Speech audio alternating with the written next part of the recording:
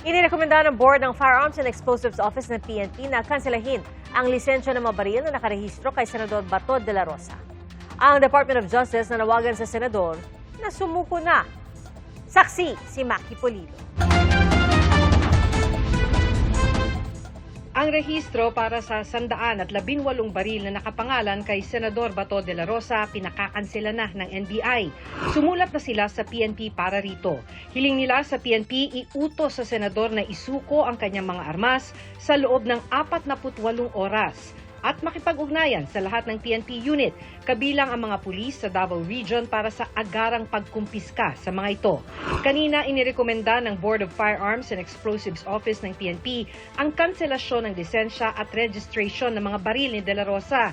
The ground is under Section 4G of the law of the RA 10591. That is, there is a pending criminal case where the imposable penalty is more than 2 years. And we all know that the crime has more than that. Ayon sa FEO, posibleng ngayong linggo lumabas ang desisyon ng kanilang hepe tungkol dito. Hindi nila idinitalye kung ilang baril ang nakarehistro sa senador. Kung sakali siya hindi niya i-surrender at hindi ko wala siya i-file, anong mangyayari sa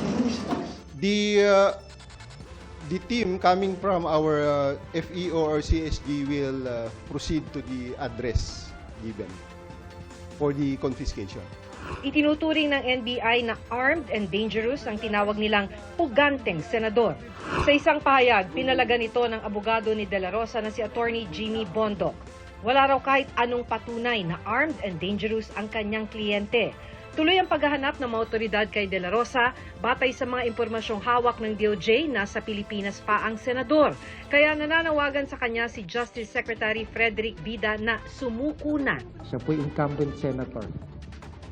Siya po'y dating chief PNP. Magtulong-tulong po tayo na buhayin yung proseso ng rule of law. Heed the call of the rule of law. Alam niya na pag may arrest warrant, dapat sineserve at dapat sumusunod.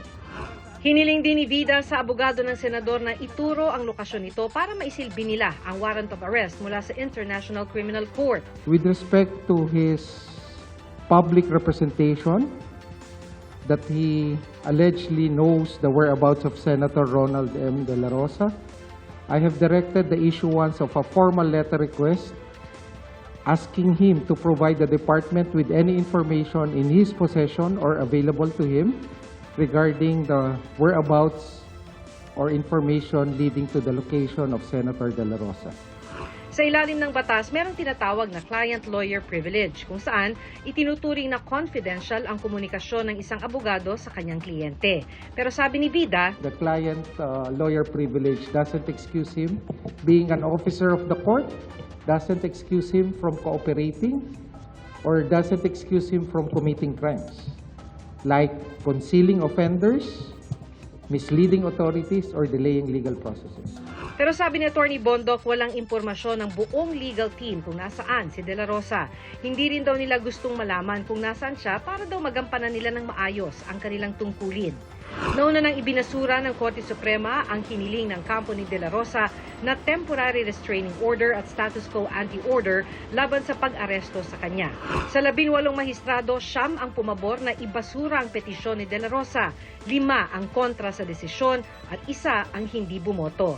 Sa concurring opinion ni Justice Alfredo Benjamin Caguioa, sinabi niyang hindi dapat sagipin ng korte ang isang personalidad, lalo na isang public officer na humarap sa kasong mass murder na kailangang maidala sa ICC. Hindi raw dapat magresulta ang mga aksyon ng korte para protektahan ang mga nasa kapangyarihan. Hindi rin daw dapat hayaan ang impunity o kawalan ng pananagutan dahil Korte Suprema ang huling tanggulan para sa proteksyon ng walang kapangyarihan. Sabi pa ni Caguioa, malinaw daw na hindi kailangan ng hiwalay na warat mula sa isang hukom sa Pilipinas para ipatupad ang pag-aresto sa mga kasong hawak ng ICC, taliwas sa argumento ni De La Rosa. Ipinunto naman ni Senior Associate Justice Marvic Leonen sa kanyang separate concurring opinion na inukupa ni De La Rosa ang pinakamataas na posisyon ng institusyong inatasang protektahan ng mamamayan, pero batay sa mga alegasyon ay naging sentro ng programa sa mga pagpatay sa bansa. Hindi rin daw maaaring hinging suspindihin ang operasyon ng batas sa ngalan ng patas na pagtrato nang hindi isinasaalang-alang ang anyay voiceless dead. May mga judicial remedies naman daw sakaling maaresto si De La Rosa. Ang ilan dito ipinunto rin ni Associate Justice Rodil Zalameda sa hiwalay niyang concurring opinion. Kung sumuko raw si De La Rosa sa ICC, maaari itong humingi sa ICC ng interim release o ibang provisional liberty tulad ng nakasaad sa Rome Statute. Sa dissenting opinion naman ni Justice Ricardo Rosario, sinabi niyang umatras na ang Pilipinas sa Rome Statute noong March 17, 2019. Kaya anumang warrant na inisyu matapos nito ay may tuturing na paglabag sa soberanya ng bansa. Sabi naman ni Justice Ramon Paul Hernando sa kanyang dissenting opinion, walang domestic judicial process na pinapayagan ang pag-aresto o pag-surrender kay De La Rosa. Ako si Maki Pulido, ang inyong saksi. Napaismid si Pangulong Bongbong Marcos nang tanungin tungkol sa alegasyon ng kapatid niyang si Senadora Amy Marcos na may planong hindi magkaroon ng eleksyon sa taong 2028. Your statement on the no-L? Your sister said that you wanted a no-election scenario. I wanted a no election. Allegedly, sir. Nangyari po yan bago umalis ang Pangulo para sa kanyang state visit sa Japan. Isa sa inaasahang tatalakayin doon ang pagpapaigting ng kooperasyon sa depensa ng dalawang bansa sa gitna ng tensyon sa West Philippine Sea. Pagdating sa Japan, nakisalamuha muna ang Pangulo at si First Lady Lisa Araneta Marcos sa Filipino community. Isang resolusyon ang inihain sa Senado para imbestigahan ang pagguho sa ginagawang gusali sa Pampanga. Itinigil na ang search and rescue operation na hindi matanggap ng mga kaanak ng mga nawawalang biktima. Saksi si Marizo Mali. Tapos ang pagguho ng ginagawang gusali sa Angeles, Pampanga, kalat pa rin ang mga metal barred scaffolding na hadlang sa sinasagawang retrieval operation. Gumamit na ng crane para makaakyat ang 2 tauhan ng Special Rescue Force. Mano-mano nilang pinutol ang mga scaffolding bilang paghahanda sa paghatak ng heavy equipment sa naglalakihang tipak na semento at mga batong nakadagan sa mga biktimang pinaniniwalaan na sa ilalim pa ng guho. They are still bodies that they need to be respected and protected po. Magiging cautious pa rin po tayo sa paglalabas sa kanila. Bibigyan po muna natin ng opportunity na yung pong heavy equipment makagalaw. Mano-manong pagpuputol ng mga scaffoldings. Bago mag-alas 8:30 kagabi, itinigil na ang search and rescue operation. Yan ay matapos makita sa final testing gamit ang life locator ng Pasig City LGU na wala ng signs of life sa mga apektadong bahagi. At around 7 p.m., nag-recheck kami ulit. Nag-decide na ako na no life detected. Kinausap ko na po ang K9 na i-confirm ko na po mabuti. Ang mga kaanak naman ng mga biktimang hindi pa nare-recover naghihimutok. Ramdam ko pong buhay pa yung mga tao dyan, may mga survivor pa po dyan. Kami yung pamilya, kilala namin yung pamilya namin na nandyan na matatag sila dyan. Huwag po silang magbibitaw ng salita na wala ng mga buhay yung tao dyan. Yung mga pandetect nila, mga scanner nila, 100% po bang legit yan? Nanluho po ako kasi po malaki po yung pag-asa namin eh. Ramdam po namin kasi po meron pong isang video na nagsend. Nakita po namin yung pong ilalim, may maluwang pa eh. Napakasakit po talaga ma'am, napakasakit. Desisyon nila, buhay ng mga patay. Sa ngayon, retrieval and clearing operations na ang ginagawa ng mga otoridad. Paliwanag ng mga otoridad, hindi lang ito desisyon ng iilang tao, kundi consensus ng mga eksperto. Hindi po kami sumuko. Actually, yung last signs of life na binabanggit po namin, lahat po kami noon nagpe-pray sana positive. Kasi bilang responder po, kami po hindi din po masarap sa pakiramdam yung parang pakiramdam namin hindi namin nagawa yung part namin. But it is very fulfilling as a responder na makapag-save kami ng life. Bukod sa rescue radar o yung life locator, katuwang din ng mga rescuer ang K9 units na hindi na rin rumiresponde sa dating nakikitaan ng signs of life. Nasa ground zero na rin ang blueprint at lahat ng dokumento ng gumuhong gusali para sa retrieval operation. Sa gitna ng operasyon, isang aso ang nasagip mula sa gumuhong gusali na pinaniniwala ang alaga ng foreman. Kasalukuyan itong minomonitor ng City Veterinary Office. Tiniyak nilang bibigyan nila ng sapat na atensyon at vitamins ang aso para matiyak ang recovery. Si Cristita naman na isa sa mga nakaligtas sa guho, puno ng pasa at sugat ang katawan. Nagtamo rin siya ng bukol sa ulo. Wala mang 1 minute, parang yumayanig siya. Parang ang lakas, akala nga namin lindol eh. Pag tingala nga namin, nakita nga namin na pababa na yung ano. Kaya pag sabi nung natakbo, tumakbo na kami. Ayon kay Angeles Pampanga PIO Chief J. Palayo IV, nasa 16 na individual pa rin ang nawawala. Hindi pa rin talaga natin definitely matukoy kung ilan talaga yung na-trap sa loob. Nag-base pa rin tayo dun sa initial na binigay na listahan ng mga personnel from the site engineer. Ito po yung parang ginagawang basihan para sa payroll ng mga construction workers na naka-duty sa mga araw na yun. Sa ngayon, hindi pa raw nakikipag-ugnayan sa kanilang may-ari o contractor ng gumuhong gusali. Panawagan niya sa mga ito. Show up and cooperate with the authorities. If negligence caused this tragedy, those responsible must answer. The families of the victims deserve answers. The public deserves accountability. Nananawagan din ang mga kamag-anak ng mga nasabing biktima sa may-ari ng gumuhong gusali. Sana po magkaroon man lang po siya ng kahit konting usay-sarap. Sinisikap pa rin naming makuha ang panik ng contractor ng gusali. Nagpaabot naman ang tulong pinansyal ng DSWD para sa mga nakaligtas sa guho, pati na rin sa mga kamag-anak ng mga nasawi. Magbibigay rin daw sila ng livelihood support para sa mga apektadong trabahador na planong bumalik sa kanilang mga probinsya.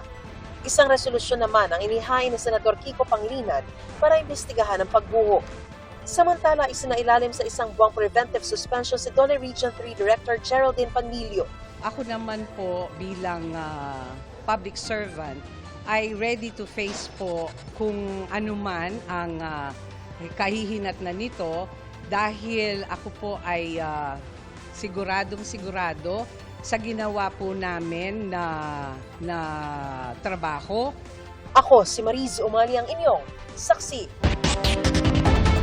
Pinabulaan na ng ilang leader ng Kamara ang alegasyon ni Senadora Amy Marcos na gusto ng ilang senador at kongresista na baguhin ang konstitusyon at huwag magka-eleksyon sa 2028. Wala kaming narinig na ganyan, walang napag-usapan. Kapag ang mga impormasyon ay hindi natin pina-validate, nagkakaroon ito ng komplikasyon, no? Kasi nakukuryente yung ibang tao. Naniniwala si Congresswoman Janet Garin na posibleng paglilihis ito sa gitna ng nalalapit na impeachment trial ni Vice President Sara Duterte. Kasama sa mga pinanglanan ni Senadora Marcos, si South Cotabato 2nd District Representative Ferdinand Hernandez na ayaw ng patulan ng anyay mga spekulasyon at chismis. Pinanglanan din si House Speaker Faustino D. III na sinisika pa naming makuha ang pahayag. Para iwas aksidente, pinagtatanggal ang mga sala sa labat na kable sa ilang bahagi ng Pasig. Saksi, si Bernadette Reyes. Nakasanayan na marahil ng mga residente ang spaghetti wires na ito sa Mangga Avenue Corner Ati Street, Barangay Kalawaan, Pasig City. Ang mga kableng takaw, sunog at disgrasya, maingat na tinanggal ng Meralco bilang bahagi ng kanilang anti-urban blight campaign. We are really serious in enforcing what is needed to be enforced in order to put things in order.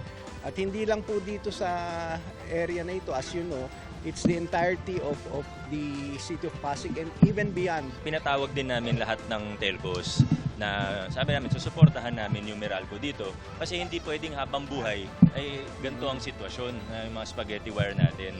Gaya ng sala sa labat na kawad, kawing-kawing din ang problema ng taga Quezon City na si Rosemary. Dagdagan pa kung paano babayaran ang lumobong bill ngayong buwan. Ito lang month ng May, tumaas. Tumaas siya ng more than 2,000.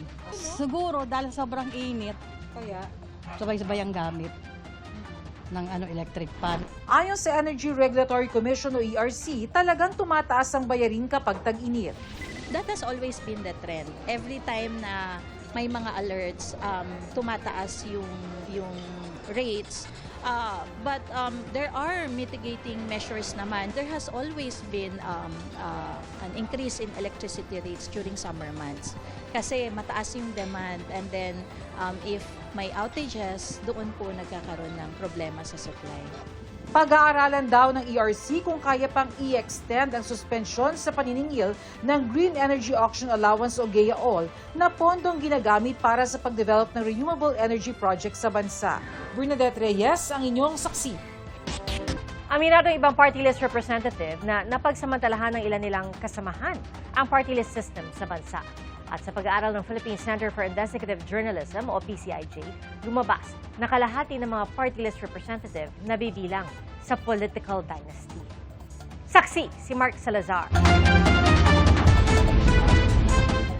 May 64 na kinatawan ngayon sa Kamara mula sa samot-saring party list na kumakatawan sa iba't ibang sektor. Pero sa pagsusuri ng Philippine Center for Investigative Journalism o PCIJ, lumalabas kung paano nagagamit ng mga political families ang party list system para palawakin ang kanilang kapangyarihan sa Kamara.